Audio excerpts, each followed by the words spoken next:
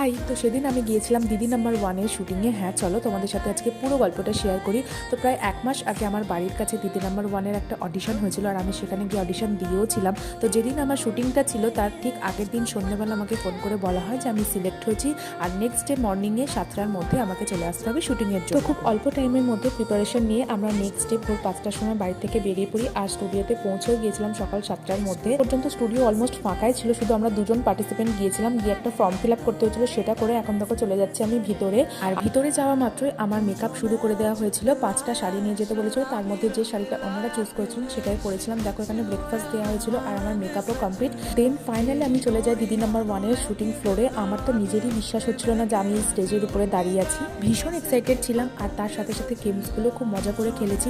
আর দিদি নাম্বার ওয়ানে গিয়ে আমি কী হলাম সেটা কিন্তু সাসপেন্স রইলো। তোমরা 4 ডিসেম্বরের এপিসোডটা অবশ্যই দেখো, আশা করি তোমরা জেনে যাবে আমার পজিশনটা কী ছিল। তো চলো, টাটা।